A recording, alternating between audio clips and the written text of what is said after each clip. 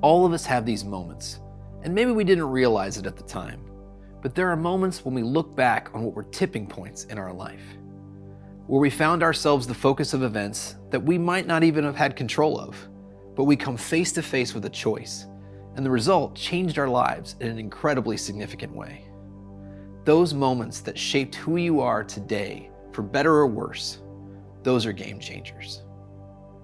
You know, when he proposed, when you had to choose whether or not to get in that car, when you found out that you were pregnant, when you had to choose which road to take, when you realized that you were going to have to step up when no one else would, when someone gave you a new challenge or some new information and you said, this is a game changer. There's a story in the Gospels about a man named Simon. And Simon was a good fisherman. His family owned a fishing business, so he knew fishing. He knew about nets, boats, he knew how to navigate the sea. And one day, this new teacher showed up on the shore. Simon knew fishing, so he had been out to sea all night when the water was cooler and the fish would rise to the top, and he would go out to all the good spots that he knew and he'd cast his nets out. But for some reason that night, he got nothing and nothing and more nothing. And you can imagine him getting more and more frustrated until it was morning and he and his friends pulled up to shore to quit for the day. But then Jesus of Nazareth came to the shore with a crowd. This new hotshot religious teacher and preacher came to Simon, who's tired and he's frustrated and he's sleep deprived, and he asked him to use his boat. Can you pull away from the shore so I can teach from your boat? And here it is, that moment that Simon doesn't know it yet, but Jesus is the ultimate game changer. Simon put his own needs aside to help Jesus. And after Jesus is done, he doesn't say, thank you. He doesn't give Simon a few coins for his trouble. It says, when he had finished speaking, he said to Simon, put out into the deeper part and let down your nets for a catch. You know, the deeper part. That's what you want to do. On a hot day when the fish dive deep to stay cool, you want to skim the surface with your nets in the deep parts of the lake.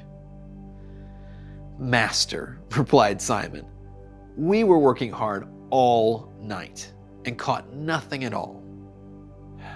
But if you say so, I'll let down the nets. And when they did so, they caught such a huge number of fish that their nets began to break. They signaled to their partners in the other boat to come and help them. And so they came and they filled both boats, and they both began to sink. There are going to be a lot of decisions in our lives, but this is what a game-changing moment with God looks like.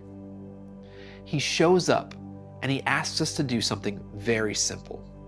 Many times we call that a prompt or a nudge.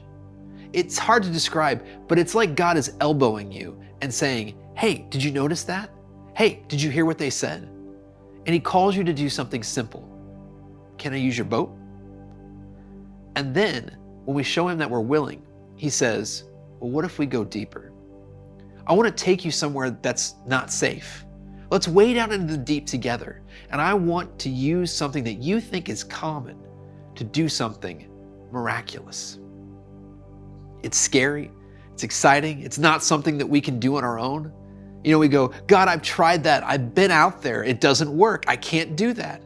And all God is looking for is a little willingness. But if you say so, God, I'll cast my nets. I'll try. And we realize that the problem is not that God is or isn't going to bless us. It's that our nets aren't strong enough and our boats aren't big enough to take in all God's blessings. And it starts to spill over as blessings to other people.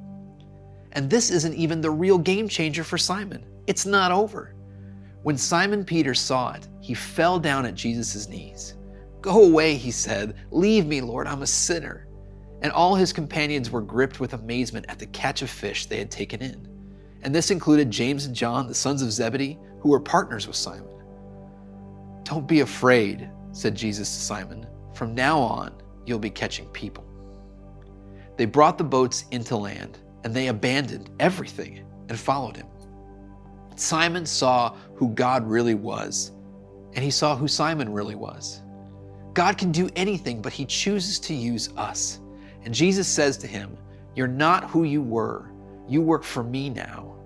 He calls Simon to a whole nother life, and Simon the fisherman becomes Peter, the apostle who changes the world, because in that moment, he abandoned everything and followed Jesus. That's a game changer.